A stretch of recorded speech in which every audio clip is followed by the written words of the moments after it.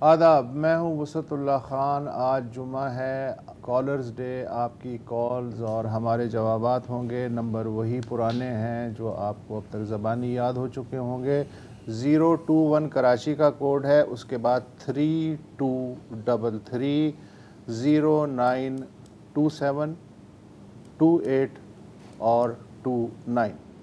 मेरे साथ हस्बे मामूल शाहज़ेब जीलानी मौजूद हैं और शुमाली इलाका जात की 1 महीने की सैर के बाद ज़र्रार खोड़ो वापस आ चुके हैं अल्हम्दुलिल्लाह कनाडा के शुमाली इलाका जात। थैंक यू वो सर। तो बड़ा मतलब काफ़ी स्लो महीना गुजरा है, मैंने सुना है आप सबके लिए। मतलब जैसा मुल्क छोड़ के गए थे उससे तो बहुत बदल। आपको पाकिस्तान आगे कैसा लग रहा है? अभी थोड़ा सा स्लो हूँ। अच्छा, यहाँ के शुमाली इलाका जात और वहाँ के शुमाली इलाका जात में आपने क्या कहा? यार वहाँ बंदा अपनी खुशी से जाता है, यहाँ भी अपनी खुशी से नहीं यहाँ वापस आके यहाँ भी अपनी खुशी, यहाँ अपनी खुशी से ले जाया जाता है। ले जाया जाता है। नहीं, खुशी होती है जब बंदा वापस आता है। जैसे कि हमारे जो भाई जिब्रान नासिर है, हाँ, वो भी कल रात आपको पता है एकदम गायब हो गए, पता नहीं कैसे, और फिर आज वो वापस आ गए हैं, पता नहीं कैसे। तो इस बात की तो खुशी है। नहीं, 24 घंटे बाद वापस आने का मतलब है कि कम से कम शुमाली इलाका जात की सैर को नहीं गए। नॉर्थ कराची तक तो बंदा पहुंच जाता है।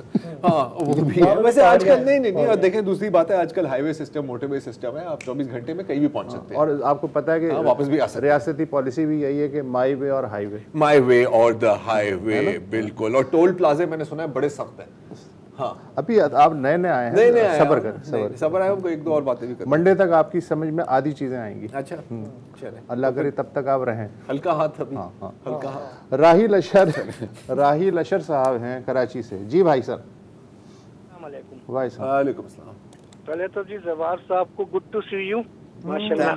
यार मतलब कभी यार एक बार में दिली ख्वाहिश रही है कि आप मेरा नाम सही बोल दें। 7 साल जवार बोल रहा होता है 24 8 साल हो गए रहील भाई। यार मैं आपको वहील भाई तो नहीं कहता ना कभी, मैं कभी बोला आप मुबारकबाद दें कि नासिर आ गए 1 महीने बाद, बल्कि वन पीस में वापस। वन पीस में जी हाँ, बल्कि थोड़ी एडिशंस के साथ आया हूँ, थोड़ी सा पेट भी निकल रहा है। अच्छा, आज मैं आप तीनों से सवाल करूंगा, जब तक आप मेरा जवाब नहीं देंगे मैं अपनी लाइन ड्रॉप नहीं करूंगा। क्योंकि 2 दफा से यही हो रहा है कि सवाल होता है, फिर लाइन ड्रॉप हो जाती है तो जवाब नहीं आता। मेरा सिंपल आप खुद फोन बंद कर देते हैं राहिल भाई, अब इसमें हमारा तो कसूर नहीं है ना यार। नहीं, वो लाइन ड्रॉप हो जाती है। मैं कोशिश। अच्छा, मेरा सवाल ये है कि देखिए, ये आपको याद होगा पिछले साल 27 मार्च 2022 को परेड ग्राउंड इस्लामाबाद में इमरान खान साहब ने एक साइफर लोगों को दिखाया था कि जी मेरी हुकूमत के खिलाफ कॉन्स्पिरेसी हो गई और मुझे हटाया जा रहा है। फिर 3 उनके मशहूर जुमले, क्या हम गुलाम हैं और इम्पोर्टेड हुकूमत, हकीकी आज़ादी, वो फिर आहिस्ता आहिस्ता कहाँ गई। अभी उनकी एक ऑडियो लीक आई है जिसमें वो कह रहे हैं कि जी मेरी आप किसी तरीके से एस्टेब्लिशमेंट से करें, जो हमारे क्योंकि एस्टेब्लिशमेंट स्ट्रॉन्ग है। सर इसके पीछे देखिए एक छोटी सी जो मैंने मामूली सी रिसर्च की है वो मैं आप लोगों के साथ शेयर करूँगा। देखें, आपको पता है कि इस रीजन में चाइना का इन्फ्लुएंस बढ़ रहा है। अफगान, ईरान और सऊदी अरब की दोस्ती, फिर पाकिस्तान में अफगानिस्तान का फॉरेन मिनिस्टर का चाइनीज फॉरेन मिनिस्टर के साथ आना, फिर 135 LPG के कंटेनर अफगानिस्तान से अफगानिस्तान के रास्ते पाकिस्तान आना, फिर गवादर में इलेक्ट्रिसिटी का ईरान से आना, वो बॉर्डर पर बाजार खुलना, फिर 54 अरब रुपीस की रेलवे ट्रैक का फैसला करना, फिर गवादर पोर्ट से पहली दफा चाइना जो है दवाइयों का रॉ मटेरियल एक्सपोर्ट हुआ है। तो मेरा ख्याल ये सारी वजह है जिसकी वजह से अमेरिका जो है वो अब इमरान खान की तरफ देख रहा है कि पाकिस्तान में कोई ऐसा हो जो कम से कम चाइनीज इन्फ्लुएंस को इस मुल्क में रोक सके। जैसे आपको याद होगा 2018 में जब इमरान खान की हुकूमत आई थी तो उन्होंने CPEC के साथ हमाद अजहर का बयान देख लीजिए, असद उमर और वो जो थे रजाक दाऊद, उन लोगों के बयान देख लीजिए। और फिर उन्होंने क्या किया, फिर 2022 में हमारे आर्मी चीफ को चाइनीज प्रेसिडेंट के पास जाके शोटिस देनी पड़ी कि नहीं जी CPEC को हम इंशाल्लाह ताला जिस तरह चाइना कह रहा है उसी तरह करेंगे। अब इस बारे में आप मुझे जो मेरी राय है इसको आप जवाब दीजिए, मैं आपका जवाब सुन रहा हूँ। जी, राय का क्या जवाब हो सकता है? जी नहीं, मतलब एक ओपिनियन मैं भी राय के ऊपर राय तो बंदा दे सकता है ना। देखिए राहिल भाई, मेरा नहीं ख्याल कि कोई भी वजीर आज़म पाकिस्तान की फॉरेन पॉलिसी डायरेक्शन को इतना चेंज कर सकता है। थोड़ी बहुत टुक टुक करते हैं, लेकिन जो रिलेशंस होती हैं वो स्टेट टू डीप स्टेट होती हैं ज़्यादातर। और वो तकरीबन मुस्तकिल रहती है मेरी नज़र में। जहाँ तक आपका ओवरऑल एनालिसिस है, जिस खित्ते में चीन का जो इन्फ्लुएंस बढ़ा है, बिल्कुल कोई ढकी छुपी बात नहीं है। डेफिनेटली अमेरिका की कोशिश तो होगी कि वो रोल बैक करे। क्या वो इमरान खान के जरिए रोल बैक करना चाहते हैं? I don't think so. आपने शुरू किया था वो साइफर वाले मामले के साथ, वो तो अब ऐसा है कि जैसे कभी हुआ ही नहीं था, राइट। और इनफैक्ट आज मैं देख रहा था कि शहबाज गिल साहब एक आपको पता है फारा, फॉरेन एजेंट्स रजिस्ट्रेशन एक्ट या अथॉरिटी होती है। तो अमेरिका में क्या होता है कि अगर आप किसी मुल्क, किसी दूसरे मुल्क या किसी दूसरे मुल्क की पार्टी के लिए अगर आप लॉबिंग का काम या ऐसे कुछ करना चाहें, बीइंग अ यूएस सिटीजन, तो आपको फारा में रजिस्टर करना पड़ता है। तो कुछ दस्तावेजात में देख रहा था अभी फारा की जो रेगुलेशन है कि उसमें डॉक्टर शहबाज गिल ने अपने आप को रजिस्टर कराया है। मतलब कि अब वो officially will be lobbying for, I think probably PTI के लिए, जाहिर है, इन द यूनाइटेड स्टेट्स। तो साइफर से रजिस्ट्रेशन तक का सफ़र रहा है। उस वक्त भी मेरी जो अब तक मेरी यही राय है कि वो जो पूरा साइफर का इशू था वो एक नॉन इशू था, जिसको एग्जैजरेट किया गया, इस्तेमाल किया गया, खेला गया। उसके साथ इसमें कोई एज सच वैल्यू नहीं था, वो मैं मानता हूँ कि अभी तक भी बहुत लोग मानते हैं। लेकिन फिर थोड़ी सी अजीब बात है कि अगर आप ये लॉजिक आपका है कि अमेरिका ने आपकी हुकूमत गिराई, तो फिर अमेरिका को अपील करने का क्या फ़ायदा है अगर वही आपकी हुकूमत गिराए? मतलब पता नहीं, कोई या तो कोई ऊपर का लॉजिक है जो मुझे समझ में नहीं आ रहा। लेकिन जहाँ तक ये बात है तो मुझे तो नहीं समझ में आती। आपकी कोई इससे नहीं सही बात है, इख्तिलाफी नोट है तो शेयर कर लें। जवाब आपने दे दिया, राय पे राय दे दी, बिल्कुल सही है, ठीक है, बिल्कुल ठीक है। ओके। कामरान अली हैं नवाब शाह से। सरकार जनाब। वालेकुम सर। भाई साहब। सलाम। शामियाने की इजाजत नहीं दी जाएगी और नाच गाने की इजाजत नहीं दी जाएगी जी। लॉन में 3 गधे और ये मैसेज देखा, घास खाने की इजाजत नहीं दी जाएगी। वाह। हाँ, तिल मिलाने की इजाजत नहीं दी 3 तो हम ही है, ये कहीं हमारी तरफ तो इशारा नहीं है। आप यही नहीं सोच रहे थे? मैं तो यही सोच रहा हूँ यार। जिब्रान नासिर साहब जो अल्लाह की फजलो करम से खैर खैरियत से पहुंच गए, उनको मुबारकबाद देता हूँ मैं। और दूसरा ये है कि ये जो सिराजुल हक साहब ने सुप्रीम कोर्ट के अंदर पिटीशन डाली थी 6 साल पहले, जिसकी समाअत अब शुरू हो रही है, तो वो जो है जिन 400 कुछ लोगों के उसके अंदर नाम है, उनके खिलाफ जो है मुकम्मल जामे तहकीकात की जाए। किस बारे में पिटीशन थी जरा बता दो दे। पनामा पेपर्स के हवाले से जो जिनके नाम आए थे 436 लोगों के। हाँ, बाकियों का और क्या हुआ? दूसरा ये है कि डॉक्टर आफिया सिद्दीकी जो अमेरिका की जेल के अंदर कैद हैं, उनकी रिहाई के लिए भी जो है वो सिफारती सतह पे पाकिस्तान अपनी कोशिशें तेज करे ताकि उनकी जल्द से जल्द रिहाई मुमकिन हो सके। जी, अच्छा कामरान भाई, एक इंटरेस्टिंग चीज मैं आपको बताऊं कि अभी 2 दिन पहले ही आपका किसी ने मेरे साथ जिक्र किया था। अच्छा। ये मैं अभी जब आ रहा था ना वापस PIA की फ्लाइट पे, तो वहाँ पर एक साहब मुझे मिले, रहते तो मिसिसागा में ही है, फैसल भाई। तो मैं फैसल भाई इसलिए कह रहा हूँ क्योंकि उन्होंने शनाख्ती की। उसने कहा कि मेरा नाम फैसल है, मैं आपका शो देखता था पिछले 2 सालों से, मैं काफ़ी बिजी हूँ और मैं हूँ भाई का सपोर्टर, लंदन वाले भाई का सपोर्टर। मैंने कहा ठीक है। तो उसने कहा यार वो कामरान भाई कैसे हैं? मैंने कहा कौन से? तो कामरान अली शेख। उसने कहा कि मैं हर दिन ना उनके, मैं हर हफ्ते ना उनके में शेर व शायरी से मैं बहुत महसूस हूँ। हाँ, तो ये इसका अलग है। एक तो हमारे फैंस और दूसरे जो हमारे कंट्रीब्यूटर्स हैं उनके भी फैंस, उनकी एक अलग फैन क्लब, क्या कह दें, उनका एक अलग फैन। देखें राहिल अशरफ साहब को, कामरान भाई को, इनको सब जानते हैं। ये बस यार हाँ भाई, मजा आया कि ये अपना एक शो शुरू कर दें। वैसे सोचो फिर हम कॉल करेंगे। हाँ, फिर हम कॉल करेंगे यार। इसको कहते हैं फुल सर्कल। जैसे आजकल हम एक फुल सर्कल देख रहे हैं, उसी तरह की, लेकिन शायद ज्यादा कम खतरनाक। यार देखो, ये बेस ना इस पे वाइब्रेशन शुरू हो गई है। जब तक हम थे बिल्कुल डेड पड़ी हुई थी ना, ये बंदा आ गया।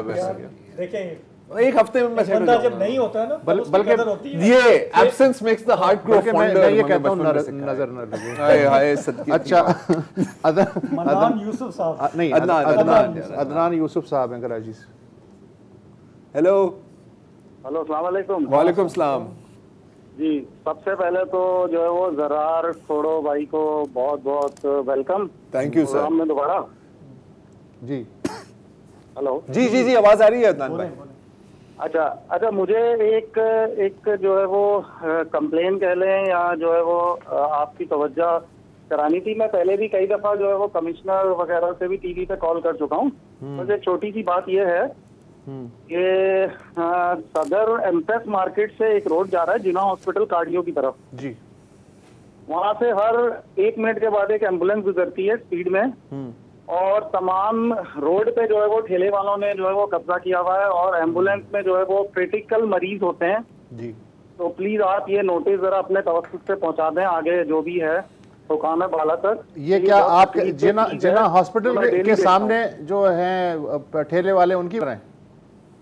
जी, सदर एम्प्रेस मार्केट से लेकर जिना कार्डियो तक एक सड़क जाती है जो कि वहाँ पे हर 1 मिनट के बाद एक एम्बुलेंस गुजरती है, उसमें हार्ट पेशेंट होता है, इमरजेंसी पेशेंट। नहीं वो तो है, लेकिन ये ठेले कहाँ आपने बहुत ज्यादा देखे? हॉस्पिटल के आसपास रोड पे एक गाड़ी के गुजरने की भी जगह नहीं होती है। वो एम्बुलेंस वाले बेचारे जो है वो सायरन बजा रहे होते हैं लेकिन ठेले वाले नहीं हटते हैं। ठीक है, मेरा ख्याल है मकामी पुलिस को और जो ट्रैफिक पुलिस है, प्लीज आप अपने तवज्जुह से ये कंप्लेन पहुंचा रहे। बहुत बहुत शुक्रिया। ठीक है सर, ठीक है अदनान साहब, वो सर ठीक है ठीक है। ये वैसे कराची में कुछ ये लोकल बॉडी इलेक्शन हुई थी, क्या हुआ उनका? कोई मेयर वेयर लगा है हमारा? अभी लगा नहीं है, जोड़ तोड़ चल रही है। जोड़ तोड़ चल रही है। कल पीपल्स पार्टी वालों ने कहा कि जी के जो हमारे जमात इस्लामी के उम्मीदवार थे नईमुल थोड़ा टाइम लग रहा है यार, थोड़ा टाइम लग रहा है मुझे अभी बस। हाफिज साहब वो जमात इस्लामी वाले, थैंक यू। उन्होंने कहा जी उनकी 2 ख्वाहिशात थी, एक तो अमीर जमात इस्लामी बनना और दूसरा कराची का मेयर बनना। कराची के मेयर वो नहीं बनेंगे तो अमीर जमात इस्लामी के लिए वो कोशिश करें। तो पीपल्स पार्टी वाले जो हैं, उन्होंने खुद कहा है अपने मुंह से, पीपल्स पार्टी वालों ने अपने मुंह से कहा है कि जी के हम बेसिकली उनको मेयर नहीं बनने देंगे। तो अब उसके लिए जो होता है तरीक़ेकार, कहीं वोट दिया जा रहा होता है, कहीं खरीदा जा रहा होता है, कहीं कुछ हो रहा है, वो कार्रवाई चल रही है। हाँ, तो business as usual. Business as usual. चलें ठीक है। फलक नाज खान हैं पेशावर से। हेलो जी, वालेकुम सलाम। अस्सलाम वालेकुम। मेरा जो है सलाम शाहजेब जिलानी साहब, वसुतुल्लाह खान साहब, जरार कोड़ो साहब सबको, और जैदी साहब जो है चले गए मेरे ख्याल में, उनको भी काफी टाइम हो गया। मैं वसुतुल्लाह खान साहब को उस वक्त से सुनता रहा हूँ जब वो जर्नीली सड़क का प्रोग्राम क्या करते थे। वो रजा अली आबदी करते थे रेडियो पे। हाँ चले ठीक है। मैं छोटा बच्चा हुआ करता था और मेरी शौक थी उस वक्त से इंटरनेशनल अफेयर्स, रिलेशंस और जो है दुनिया के हालात से अपने आप को बाखबर रखना। तो मैं वसुतुल्लाह खान साहब की जर्नैली सड़क को बड़ा जो है वो 13 के बाद रेगुलर सुनता। अच्छा फलक नाज साहब, एक मिनट, ये जो जर्नैली सड़क है ना, ये हमारे जो सीनियर कुलीग थे रजा अली आबदी साहब, उनका प्रोग्राम है, मेरा नहीं है। अच्छा सर, बस वही आपका नाम भी आता था बीबीसी से, तो उन्होंने आपके हवाले कर दिया। ये बस अब से ठीक है समझ गया, बस आगे बढ़े। जी आगे जी फलक साहब जी। अच्छा मेरा जो है क्या आगे बढ़ूं सर, आगे नहीं, हम पीछे जा रहे हैं। मैं ये तो है कि हम आम लोग जो हैं, आम जो स्ट्रीट मैन है, जो ले मैन है, जो ग्रास रूट लेवल पे है, हमें ये समझ आ रही है कि ये मुल्क तबाही की तरफ जा रहा है, इकानमी हमारी डूब रही है, सियासतदान अपने लगे हुए हैं। क्या इन लोगों में इतनी सेंस नहीं है कि क्या हम कर रहे हैं, क्या हम करने जा रहे हैं? इस मुल्क के साथ क्या 25 करोड़ लोग हैं, इनके साथ हम क्या कर रहे हैं? 1947 से ये तजर्बे लगे हुए हैं, तोड़ो और जोड़ो। अब जो है पीटीआई को दोबारा तोड़ा जा रहा है और दोबारा एक नई पीटीआई जोड़ी जा रही है और एक और इमरान खान शायद बनने जा रहे हैं। तो ये कभी भुट्टो के साथ और कभी नवाज के साथ और कभी इमरान के साथ, और ये कब तक हम ये तजर्बे करते रहेंगे? दुनिया किधर जा रही है? अभी मैं IPL देखता रहा इंडिया का, उन्होंने कितना कमाया, वहां पे इन्वेस्टमेंट कितनी आई, सऊदी अरब की इन्वेस्टमेंट, चाइना की, लोग क्या कर रहे हैं? दुनिया, हमें IMF कह रहा है कि आईन और कानून को फॉलो करो, तहजीब याफ्ता बनो, लोगों इंसानियत के तरस पे जिंदगी गुजारो। तो हम कब तक ये जो है दुनिया हमें इस तरह के जो है इंस्ट्रक्शंस या हिदायत देते रहो? हम मुसलमान होने के नाते इस्लाम के फॉलोअर्स, कुरान और पैगंबर के जो है पैरोकार, जिसने दुनिया को एक जो है ऐसा निजाम दिया जिसको आज तक यूरोप ने फॉलो किया है, उमर लाज, और वो कामयाब जिंदगी गुजारे। तो हम कब तक इन चीजों में मैं तो तकरीबन अब मैं तो टीवी नहीं देखता, सिर्फ आप लोगों का प्रोग्राम देखता हूँ, ये जरा हट के बस। मैंने मीडिया देखना छूट गया, इलेक्ट्रॉनिक मीडिया, और डान अखबार देखता हूँ। उसमें भी कुछ आर्टिकल राइटर जो है उनको पढ़ता हूँ, सारा अखबार नहीं पढ़ता। ये आने वाली जनरेशन जो है क्या करेंगे? आप अगर मुझे समझा दें क्या करें, हम किधर जाएं, अवाम किधर जाए? ये सवाल सभी एक दूसरे से कर रहे हैं, हम सबको समझ नहीं आ रही कि ये इतने बड़े बड़े ओहदों पे बैठे लोग क्या सोच रहे हैं, क्या कर रहे हैं। तो इनका ये था कि कब तक चलेगा? यार हमेशा तक ही चलेगा मेरा ख्याल। बिल्कुल देखिए, अब मैं जानता हूँ कि ये शायद एक बुज़दिली की बात है अगर मैं सिर्फ सियासतदानों या सियासी जमातों की बात करें, लेकिन लेट्स स्टार्ट फ्रॉम देयर। जब आप इक़्तिदार में होते हैं तो उस वक्त ये जो कट जोड़ होती है और फिर रियासती जबर इस्तेमाल करना अपने मुखालफीन पर, उस वक्त आपके लिए 100% काबिल कबूल होता है और बड़ी खुशी से करते हैं। अभी कोई ज़्यादा हमें माजी में जाने की ज़रूरत नहीं है।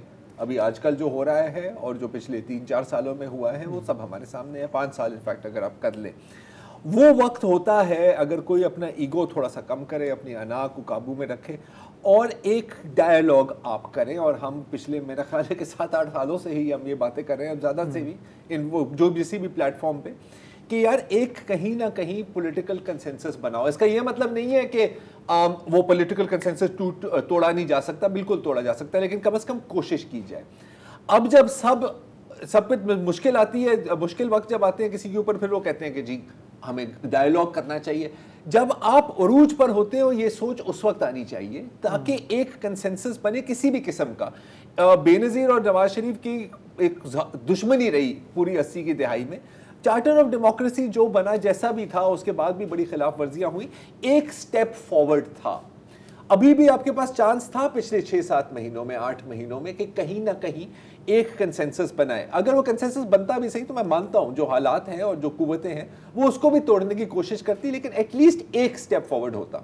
जहां तक टॉप वाले क्या सोच रहे हैं, जिस दिन मुझे पता लगेगा मैं आपके साथ शेयर कर दूंगा। अभी तक तो कुछ नहीं समझ रहा। चलें एक वक्फा ले लेते हैं, उसके बाद आपकी कॉल्स लेते हैं।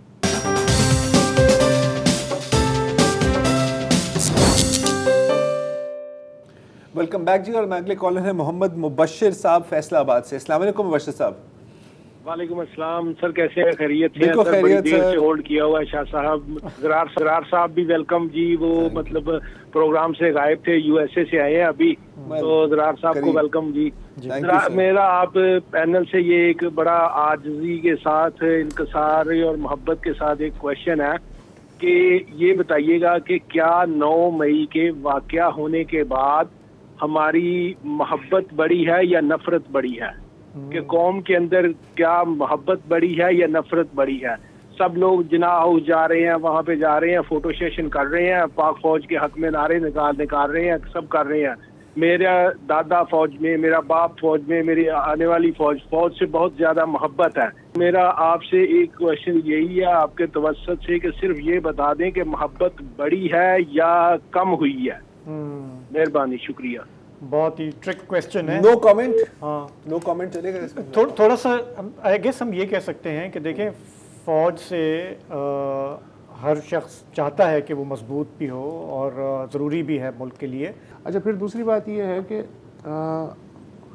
मेरा ध्यान ही शायद जा रहा है रेडियो पाकिस्तान पेशावर की तरफ, जो कि बहुत बड़ा एक सानिया है कि पाकिस्तान की सबसे पुरानी जो इमारतें थीं तकसीम से पहले की 1935 से बनी, वो जल गई, उसका रिकॉर्ड जल गया, बर्बाद हो गया, और बस एक पासिंग में उसका कोई जिक्र ही नहीं, जिक्र है, हालांकि वो भी तो नेशनल मोनूमेंट है। एक दफ़ा गए प्राइम मिनिस्टर, लेकिन सारा फोकस जो है वो को कमांडर हाउस लाहौर और GHQ पे रहा। जैसे बाकी सारे जो इदारे हैं वो हमारे कौमी इदारे उस तरह से नहीं हैं। वो some buildings are more national than others। हाँ, तो मुबश्शिर साहब का दुख ही है, ज़ाहिर है, एक बहुत ही पेन के साथ वो ये बात कर रहे थे, और वो खुद भी अपना शजरा बता चुके हैं, पूरा अस्करी शजरा है उनका। इफ्तिखार जिलानी साहब हैं कराची से। अस्सलाम वालेकुम इफ्तिखार साहब। अस्सलाम वालेकुम। वालेकुम अस्सलाम। सर, मेरा जो सवाल है वो सियासतदानों के मुताल्लिक है। हमारे यहाँ जो सियासतदान है वो हर साल 2 साल 4-5 साल बाद अपनी पार्टी बदल कर एक पार्टी में एक बहुत बेहतरीन और अच्छी और मोतबर पोजीशन पे चले जाते हैं, और वजीर भी बन जाते हैं, मुशीर भी बन जाते हैं, सफीर भी बन जाते हैं, और न जाने क्या क्या बन जाते हैं। तो हमारी सियासी जमातें जितनी ज़्यादा गलत कारियाँ कर रही हैं एक दूसरे के साथ, उसके ऊपर कोई बात नहीं करता। जैसे कि अगर ये कोई ऐसी लेजिस्लेशन बना ले कि एक सियासतदान दूसरी पार्टी में जाने से पहले या क्विट करने से पहले कम से कम 2 साल 3 साल के लिए उसको ऑफ होना पड़ेगा, ताकि वो सियासत में हिस्सा ना ले सके और फिर नए सिरे से आगाज कर सके दूसरी किसी जमात के साथ। तो उससे कम से कम हमारे यहाँ एक सियासत का और उसमें मसला देखें, एक फ़र्क करने की ज़रूरत है। सियासी जमात कोई सरकारी इदारा नहीं होता, ये एक NGO होती है, एक प्राइवेट ग्रुप के नाम को या पार्टी को या तंजीम को आप कोई भी नाम दे दें, वो सियासी जमात है।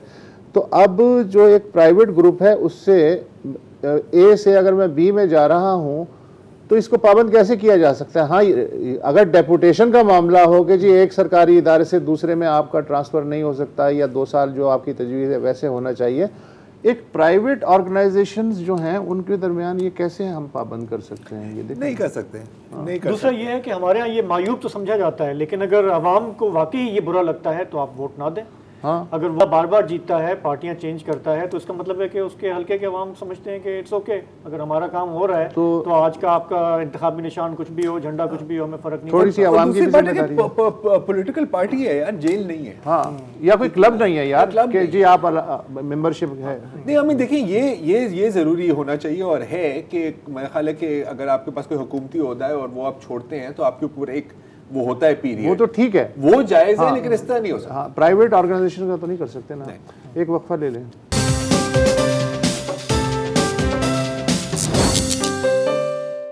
जी, प्रोग्राम में वापस खुशामदीद। आपकी हम कॉल्स ले रहे हैं। हमारे अगले कॉलर हैं कराची से रजी हसन साहब। जी, अस्सलाम वालेकुम। अस्सलाम वालेकुम। वालेकुम सलाम। आप तीनों मेज़बानों को मेरी तरफ से खुसूसी सलाम। काफ़ी अरसे के बाद जो है ना आपसे कॉल कनेक्ट हुई है। जी, अच्छा, मुख्तसरन चीज़ें तो काफ़ी वक्तन आती रही, लेकिन अभी ये है कि जो महंगाई है इस वक्त वो इस वक्त उरूज पे है। और अभी पिछले ब्रेक के दौरान भी मालूम हुआ कि सुइयास ने भी 50% जो है ना वो सिंध और बलूचिस्तान के लिए गैस की प्राइसेस जो है ना वो इंक्रीज कर दी है। अच्छा, यहाँ पर सबसे बड़ा मसला जो है ना वो कि इस तमाम महंगाई का जो लोड है वो किसके ऊपर आ रहा है? वो सबसे ज़्यादा लोड जो आ रहा है वो लोअर और मिडिल क्लास जो सैलरीड पर्सन है ना उसके ऊपर आ रहा है। बाकी मेरे ख्याल से किसी के ऊपर भी इतना इम्पैक्ट नहीं आ रहा, क्योंकि अगर आप एक नॉर्मल कोई मिसाल के तौर पे एक रिक्शे वाले को देख लें, कोई बस वाला है, कोई ठेले वाला है, तो वो अपनी कॉस्ट से ज़्यादा ही जो है ना वो कवर कर लेता है। मतलब वो उसकी सेहत पे कोई असर, अगर चीज़ महंगी आई है वो तो महंगी बेचेगा, वो कम पे बेच नहीं सकता। लेकिन जो मिडिल क्लास जो सैलरीड पर्सन है वो अब कल से देखें 1 जून से पेट्रोल की प्राइसेस कम हुई, लेकिन दूध की कीमतों में, डबल रोटी की कीमतों में और दूसरी बहुत सारी चीज़ें हैं, क्योंकि अभी महीना स्टार्ट हुआ, अभी हम बाजार जाएंगे परचेजिंग करने तो हमें मालूम होगा कि हर चीज़ जो है ना वो उसकी प्राइस हाई हो गई है। लेकिन यहाँ पर कोई पूछने वाला नहीं है। ऐसा लगता है कि शायद मेरे ख्याल से कमिश्नर्स वगैरह शायद होते थे इसी मकसद के लिए, लेकिन उनकी आउटपुट कहीं नज़र नहीं आ रही कि वो हैं कहाँ पर, किससे शिकायत करें। कोई पाकिस्तान में ऐसी कोई टोल फ्री नंबर भी नहीं है कि जिसके पर आप कंप्लेन कर सकें कि भाई ये मसाइल हैं, कोई एड्रेस कर सके, कोई भी नहीं है। इनफैक्ट आज एक्सप्रेस अखबार में एक न्यूज़ छपी थी कि शायद गवर्नमेंट ऑफ पाकिस्तान ने ये कहा है कि हम महंगाई पे कंट्रोल नहीं कर सकते। इट्स मीन के सब कुछ समझ, अब जो भी कोई महंगा करने वाला है वो तो अब धड़ल्ले से जो है चीज़ें महंगी करेगा, क्योंकि अब गवर्नमेंट ऑफ पाकिस्तान ने खुद ही कह दिया हम नहीं कर सकते। तो इसका कोई सद्देबाब हो सकता है? अल्लाह के बाद कोई दुनिया के अंदर, पाकिस्तान के अंदर, सरजमीन पे कोई भी ऐसा शख्स, इदारा है कि जो इस चीज़ को कंसीडर कर ले? जी बिल्कुल ठीक है। ठीक जी, बिल्कुल नहीं, अभी तक तो नहीं है।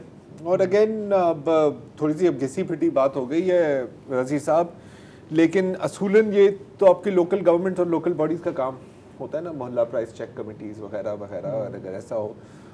लेकिन जब लोकल बॉडीज़ ही नहीं है तो आप कहाँ से करेंगे? आई मीन अगर वो भी होते तो मैं नहीं कह रहा कि उनसे कोई मामला हल हो जाता, लेकिन कम से कम आपको इतना तो पता होता कि जाके कंप्लेन कहाँ करनी है। अब कमिश्नर के ऑफिस तो कौन पहुँचे? हाँ, फैसल हसीन साहब हैं मस्कत से। वालेकुम अस्सलाम फैसल साहब। वो एक शेर था कि डरते डरते दमे सहर से, सारे कहने लगे कमर से, नज़ारे वही रहे फलक पर, हम थक भी गए चमक चमक। तो यहाँ जो आवाम है वो तारे हैं। बहरहाल मैं एक बात कह रहा था कि एक लतीफा भी था, एक था तो पंजाबी में उर्दू में सुना रहा हूँ कि एक गुलकार, आप पंजाबी में सुना, आप पंजाबी नहीं, वो मुझे पंजाबी इतनी अच्छी आती नहीं, तो मेरे दोस्त मुझे मारेंगे जो पंजाबी दोस्त हैं। तो एक गुलकार जो है वो गाना गा रहे थे, तो बड़ा ही बेसुरा गा रहे थे और कुछ अच्छे लोग, बड़े लोग भी बैठे बैठे सुन। तो एक साहब बर्दाश्त नहीं हुआ तो खड़े हो गए। जब वो खड़े हो गए तो वो डर के मारे वो गुलकार चुप हो गया। कहते बेटा बेटा आप गाते रहिए, मैं तो उसको ढूंढ रहा हूँ जो आपको लेकर यहाँ आया। तो ये हमने जो फ्रैंकेनस्टाइन मॉन्स्टर क्रिएट करते रहते हैं, जो हमारी आदत है, हर थोड़े दिन बाद वो जो है ना लेबोरेटरी में डाल डाल के 2011 से, बल्कि उससे पहले से ही प्लानिंग शुरू हो गई थी।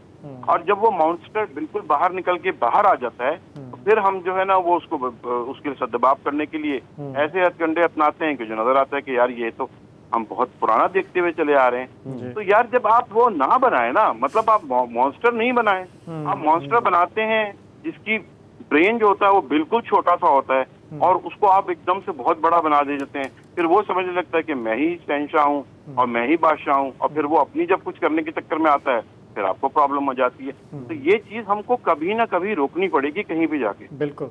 अगर ये नहीं होगा ना सर तो यही होता रहेगा।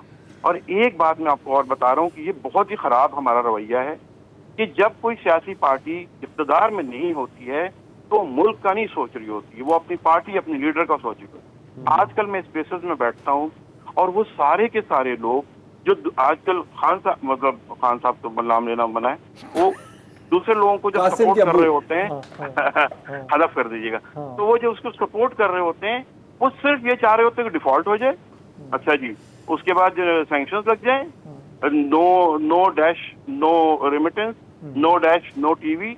सो मतलब यार तुम लोग क्या हो, तुम पाकिस्तान तो तुम्हारा मुल्क है, तुम 10-10 साल से तुम पाकिस्तान जाते नहीं हो और तुम वहाँ बैठ के जो है ये कह रहे हो कि जी ये खत्म हो जाए। अगर मुल्क ही खत्म हो जाएगा तो फिर वो डैश जो है वो कहाँ हुकूमत करेंगे।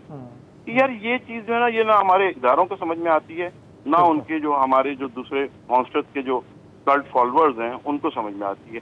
ये कब लोगों को समझ में आएगा कि भाई तारीख 2011 से नहीं शुरू हुई है, तारीख 1947 से शुरू हुई है पाकिस्तान। जी जी, बस आप फैसल साहब मस्कत से तशरीफ ले आए, हम आपके क़यादत में मुत्तहिद होने को तैयार हैं। सो ये जो इन्होंने बात की ना अभी, इस पे जो जनरली रिस्पांस आता है वो ये है कि ये एक्चुअली हमारे यूट्यूब पे भी जो मैं कभी कभी कमेंट्स देख लेता हूँ उसमें ये है कि जी आप गलती से तो वो कहते हैं जी आप हजरात को पब्लिक सेंटिमेंट का ख्याल नहीं है। ये आप जो बार बार तारीख दोहराते रहते हैं और वसत साहब भी हमें हवाले देते हैं कि जी ये पहली दफ़ा नहीं हो रहा, पहले भी ये चुका है वगैरह वगैरह। इन्होंने जो बुत की बात की ना कि हम बुत तराशते हैं, मूर्ति बनाते हैं, उसको लार्जर देन लाइफ बनाते हैं, फिर खुद ही उसको तोड़ने बैठ जाते हैं, तो उस पर फीडबैक ये है कि नहीं, आप लोग जो है डिसकनेक्टेड हैं और ये जो है ये वाकई पहली दफ़ा हो रहा है और ये काफ़ी डीप रूटेड है। ये एक आध लोगों की मैं बात नहीं कर रहा, ये काफ़ी जो परवाने हैं वो ये कहते हैं कि जी आपका जो है ना जो पॉइंट ऑफ व्यू है, हिस्टोरिकल रेफरेंसेस हैं, वी डोंट बाय इट, ये जेन्युइन है और इसके साथ आप ये नहीं कर सकते। अब to give credit where credit is due, जिस शिद्दत और रफ्तार से हो रहा है वो काफ़ी तेज़ है, ठीक है, ये तो मानना पड़ेगा। जहाँ तक तारीख की बात है, चीजें भी 70-80 के मुकाबले में स्पीड अप हो गई। वही मैं कह रहा हूँ ना, प्रोसेसर काम जल्दी होता है। देखो उन दिनों में मतलब कंप्यूटर की स्पीड जितनी थी और आज कंप्यूटर की स्पीड जितनी है उसमें ज़मीन आसमान का फ़र्क है। इनफैक्ट वो जो अपोलो में वो जो चांद पर जो हमने स्पेसशिप भेजी थी उसका कंप्यूटर इससे अब पॉलिटिक्स सोशल मीडिया पे चलाई जा रही है तो उसी स्पीड से जिस तरह हैशटैग ट्रेंड होता है उतनी जल्दी से वो हैशटैग गिरता है। जहाँ तक तारीख की बात है तो तारीख से हम एक ही चीज़ सीखते हैं और वो है कि हम तारीख से कभी कुछ नहीं सीखते। और मेरा ख्याल है कि हर नस्ल की तारीख कहीं ना कहीं से तो शुरू होती है। एक नस्ल है जिसकी तारीख 2018 से शुरू होती है, एक नस्ल है जिसकी तारीख 1970 नहीं, लेकिन एक पूरी नस्ल का क्या करेंगे जो ये कहती है, अगर आप उससे कहें जी पहिया 4000 साल पहले ईजाद हो चुका, कहने लगे वो हुआ होगा लेकिन ये तो मैंने ईजाद किया। इसके बारे में तो कुछ नहीं। मजहर मल्ली साहब हैं फैसलाबाद से। अस्सलाम वालेकुम सर। वालेकुम सलाम। सर वसतुल्लाह खान साहब, शाहजेब साहब और ज़रार खोड़ू साहब, सर मैं आपसे ये बात करना चाहता हूँ कि ये जो हमारी एस्टेब्लिशमेंट है ना जी, ये पहले 80 की दहाई में बनाई MQM, फिर एक वक्त ऐसा आया कि इनको MQM के खिलाफ ही ऑपरेशन करना पड़ा 90s के दौर में, नज़ीर के बाबर, ज़हीर बाबर, क्या नाम था उनका, नसीरुल्लाह बाबर साहब को, ठीक है। फिर एक वक्त ऐसा है कि ये उन्होंने बना तो लिया मगर उनके एम चेक एंड बैलेंस नहीं रखा, उनको फ्री हैंड दे दिया, ठीक है। वो जो मर्जी करते रहे, फिर हमें पता चला ये इंडियन एजेंट है, ये करते थे, ये तकरीरें करते थे, वो बैन कर दिया सबको। चलो ये बात छोड़ दे, इससे थोड़ा आगे आ जाते, फिर बाद में आ जाते हैं। इन्होंने जनाब ये अपना ना तालिबान कायम की, तालिबान पे चेक एंड बैलेंस नहीं रखा, वो चले गए अफगानिस्तान में। बाद में पता चला जनाब ये तो पाकिस्तान पे हमले कर रहे हैं, पाकिस्तानी आर्मी पे हमले कर रहे हैं, ये तो पाकिस्तान को मतलूब है। चले लाइन ही करेक्ट, लाइन ही कर गए, हाँ, बैलेंस खत्म हो गया लेकिन नहीं वो बोल फिल्म, हाँ, लेकिन पैटर्न इनका वो पीटीआई तक आना था सर। हाँ वो हाँ पता लग गया था कि कहाँ पहुंचने वाला है। वो 2-3 और मिसालें बीच में भी आनी थी, लेकिन वही वो एक फिल्म थी ना बोल, उसमें एक जुमला था, बड़ा आला जुमला था कि जब पाल नहीं सकते तो पैदा क्यों करते। हाँ, बिल्कुल सही है। इस जुमले की नई डायमेंशन आज पता चली सर। इस जुमले की हर 6 घंटे के बाद एक और नई डायमेंशन आती है, भूल जाए। हाँ, मंडे तक अल्लाह ही जानता है क्या होने वाला है। सरदार खान है कराची से। ज़रार साहब, वसत साहब और जिलानी साहब, मेरे आप मोअज़्ज़ज़ हैं, तीनों से मेरा ये सवाल है कि हम आंखों से भी अंधे हैं और कानों से भी बहरे हैं। जी। अभी इलेक्शन आ रहे हैं 2023, तो सबसे मेरे सवाल 2 सवाल है। पहला सवाल तो ये है कि सिरे महल कहाँ पे है, नंबर 2 मकसूद चपरासी कहाँ पे है, ठीक है। नंबर 3 फरा गोगी कहाँ पे है, ठीक है। मैं 2023 के इलेक्शन में किसको वोट दूं?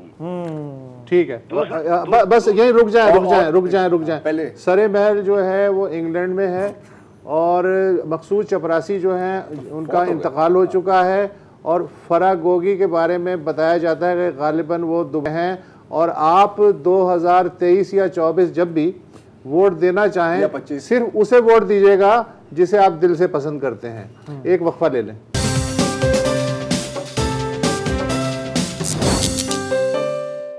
वेलकम बैक जी। हमारे अगले कॉलर हैं ख़ावर नीम रोज साहब कराची से। अस्सलाम वालेकुम ख़ावर साहब।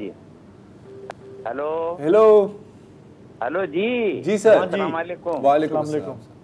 हेलो जी, कहाँ खान साहब से बात कर रहे हैं ना? खान साहब सब बैठे हुए, आप बात कीजिए। हेलो, अच्छा, इनका भी टीवी चल रहा है। अच्छा, ऐसा करें या टीवी देख लें या हमसे बात कर लें सर। जी अच्छा। हाँ। मैं ख़ावर नीमरोज मेरा नाम है। नहीं, वो तो है नीमरोज साहब, लेकिन टीवी बंद कर दें आप। हाँ, टीवी बंद कर दूं? जी, आवाज बंद कर दिया मैंने, ये लिए जी। टीवी बंद कर। अब बात कीजिए जी। अच्छा, वो भाई बात ये है वसतुल्लाह खान साहब, आपसे तो मुलाकात मेरी होती वहाँ पे क्या कहते हैं उसमें भी आर्ट काउंसिल में भी, खैर बहरहाल मैं बात तो कोई नहीं करनी, बस हस्बे हाल फैज साहब के 2-3 अशार आपको सुनाऊंगा। ताज़ा है क्या? वही उसमें सारी बात हो जाएगी खान साहब। मतलब हाँ, मतलब ये कि वो फूल मसले गए फर्शे गुलजार पर, रंग छिड़का गया तख्ते दार पर, बज़्म बर्पा करे जिसको मंजूर हो, दावत रख तलवार की धार पर, दावत बैत शह पे मुल्जिम बना, कोई इकरार पर कोई इनकार पर। भाई यहाँ पे सच बोलने वाला ताकतवर है और गरीब कोई सच्चा नहीं है। मेरी तो यही है पूरी वो बात।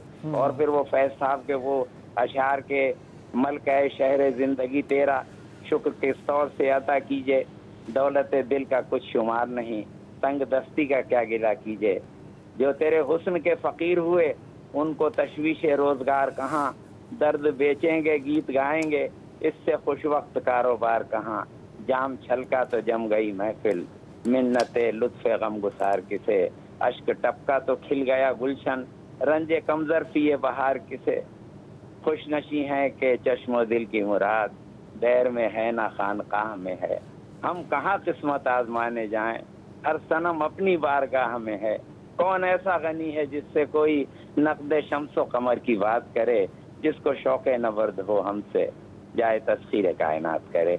आप खुश रहिए, बात तो कोई नहीं करनी थी, बातें तो सारी होती रहती हैं, मैं सुनता रहता हूँ। मेरा तो तजर्बा यही है कि भाई ताकतवर सच्चा है और गरीब झूठा। बिल्कुल ठीक हो गया। थैंक यू सर, शुक्रिया बहुत खूब। हमारे अगले कॉलर हैं मोहम्मद तारिक साहब इस्लामाबाद से। हेलो अस्सलाम वालेकुम। हेलो जी सर। अस्सलाम वालेकुम। जी अस्सलाम वालेकुम।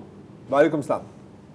जी सर, बस बात तो कुछ नहीं करनी, छोटी सी बात है पाकिस्तान के मसाइल का हल। जी जी कि पाकिस्तान के बीच में असल में अगर इदारा कोई रियासत बन जाए ना तो फिर वो मुल्क तरक्की नहीं करते। असल मसला सबसे बड़ा यही है कि हमारे यहाँ जो रियासत है ना वो बेमानी सी है, वो इदारा एक रियासत है और वो इदारा जो है ना वो अपने मातहत तमाम इदारों को चलाना चाहता है जी, जिसकी वजह से हमारे मुल्क का पूरा निज़ाम खराब हो गया और लगता नहीं है कि ये ठीक होगा, क्योंकि वो जो रियासत ताकतवर है ना वो अपने आप को ठीक नहीं करना चाहती, वो किसी के मातहत नहीं होना चाहती। अवाम का जो वोट है ना वो वो मायने ही नहीं रखता इस मुल्क में। कितने भी वोट डल जाए, इमरान खान आ जाए और 100 लोग आ जाए, जब तक इदारे की हदूद में नहीं रहेगा और वो ये नहीं समझेगा कि ये इक़्तिदार उन्हीं लोगों को दिया जाए, ये आज ठीक नहीं होंगे, 5 साल के बाद ठीक हो जाएंगे, 10 साल के बाद ठीक हो जाएंगे, फिर तो हो सकता है। लेकिन अगर ये सिस्टम ऐसे ही चलेगा तो फिर बहुत कम है। अब जो लोग नाउमीद हो गए हैं पाकिस्तान से, वैसी नाउमीदी पहले कभी भी नहीं थी। तो इसी इदारे को सोचना चाहिए प्लीज इस मुल्क के लिए कि हाँ आपने बहुत तजर्बे कर लिए 75 साल में, खुदा के लिए अब एक तजर्बा इन लोगों को करने दीजिए जिनके वोट है, उनको भी कुछ थोड़ा सा हक दे दें कि वो लोग भी अपना हक इस्तेमाल कर लें। क्या कहना? Thank you very much. जज़ाकल्लाह। छोटी सी बात करनी है लेकिन बात बड़ी छोटी सी बात में बहुत बड़ी बात, बहुत कॉम्पैक्ट बात कर दी। शोएब करीम साहब हैं इस्लामाबाद से। अस्सलाम वालेकुम शोएब साहब। वालेकुम सलाम जी। सर मैं पहली दफा आपके प्रोग्राम में कॉल कर रहा हूँ। Welcome. Thank you very much for letting me in. जी आप तीनों का प्रोग्राम मैं खासी अरसे से सुनता हूँ, बहुत मुझे मजा आता है। मैं बाय द वे टीचिंग के शोबे से 15-20 साल से वाबस्ता हूँ जी। तो अब तो मैं रिटायर होने के करीब हूँ, तो मैं सारे हालात देख के आपकी बातें भी सुन के यही नजर आता है कि हर तरफ एक मायूसी का आलम है जी। और शऊर की सतह सारी कौम की तकरीबन इतनी पस्त हो चुकी है कि जो मसाइल हैं उनसे निकलने का भी नहीं हमें समझ आता कि कैसे निकलें। तो मैं समझता हूँ कि किसी भी मसले को आप मुख्तलिफ जावियों से देख सकते हैं। तो चूंकि मैं शोबे तरजीह से वाबस्ता हूँ तो उसमें मैंने तो ये देखा बड़ी दहाइयों से कि शऊर की सतह को पस्त करने में तालीम का बहुत बड़ा रोल है जी। यहाँ पे जो ट्यूशन के नाम पे, एकेडमीज के नाम पे जैसे ही बच्चा मैट्रिक में और एफएससी में आता है जहाँ से उसकी बेस बननी होती है, वहाँ से एकेडमीज पढ़ के, ट्यूशन पढ़ के और चीटिंग करवाते हैं, पेरेंट्स भी करवाते हैं, टीचर्स भी करवाते हैं, स्कूल सिस्टम भी करवाता है। वो बच्चे सारे प्रोफेशनल लाइफ में डॉक्टर्स बनते हैं, इंजीनियर्स बनते हैं, जज बनते हैं, लॉयर बनते हैं, जर्नल बनते हैं और इस सिस्टम से निकले हुए इनको 20-30 साल हो गए। अब ये तकरीबन मेरे उम्र के या मेरे से थोड़े से कम हैं। तो इस किस्म की कौम से आप शऊर की क्या तवक्को कर सकते हैं? वाह। इनसे तभी मसाइल, मेरा तो ये नजरिया है कि हल हो भी नहीं पाएंगे। बिल्कुल सर, बिल्कुल इनको जो मैट्रिक और इंटर पे जो एकेडमिक का माफिया है ना, उसको शायद ये अगर डील कर लें, जिस तरह हमने देखा बड़े अरसे से कि एक लगा बंदा सिलेबस है उसी में से क्वेश्चन आने, तो आप तो तोते ही बना रहे हैं और तो कुछ बना नहीं रहे। बिल्कुल। जहाँ आपने कहा कि अप्लाइड क्वेश्चन देने हैं वहाँ आपने मिल के चीटिंग करवानी शुरू कर दी। वालिदैन ने भी, टीचर ने भी, सब ने भी। इतने बुरे हालात हैं। सेंट्रल पंजाब में मैंने चीटिंग पहले नहीं सुनी थी, अब सेंट्रल पंजाब में भी यही हालत है। तो मैं तो यही कहूँगा कि हर एंगल से मसले को देखा जा सकता है, लेकिन ये तालीम का इतना बुनियादी मसला बहुत ही है बुनियादी है। ये तो बिल्कुल ऐसा ही है कि जो जिस शाख पे आप बैठे हुए हैं उसे ही आप काट रहे हैं अपनी जहालत की आरी से। बिल्कुल। Thank you so much. बहुत ही आपने जो है एक तरह से दरिया को कूजे में बंद कर दिया। राशिद फजल। हाँ, राशिद फजल हैं लाहौर से। अस्सलाम वालेकुम राशिद साहब। वालेकुम सलाम सर। एक छोटा सा एक बुनियादी क्वेश्चन है कि 9 मई का वाकया पेश आया, सारे कहते हैं बुरा है, मैं भी कहता हूँ बुरा है, बहुत गलत हुआ। अगर एक कत्ल होता है वो भी बुरी बात है। कभी कातल से किसी ने पूछा कि क्यों तुमने किया, वो तो शायद वो कितना वो सच्चा हो इस मामले के, मेरे पास और तो कोई जवाब ही नहीं था इसको कत्ल करने के अलावा। एक मैंने बात अब ये है कि ये वाकया क्यों पेश आया, इसके ऊपर ये मुझे समझाया जाए कि इसके रूट्स क्या थे, वजह क्या थी कि वो इस तरफ क्यों गए। जो इस पे तो सरकार कोई ट्रिब्यूनल बने, कोई तहकीकाती कमीशन बने और वो भी हाई पावर्ड बने, खुद मुख्तार किस्म का, तभी ये मुहिम्मा हल हो सकता है, उसके बगैर तो मुमकिन नहीं है। मतलब ना ही समझे। आज हमारे प्रोग्राम में इतना ही। मंडे को आपसे फिर मुलाकात होगी, तब तक इजाज़त दीजिए। खुदा हाफिज़, शब ख़ैर।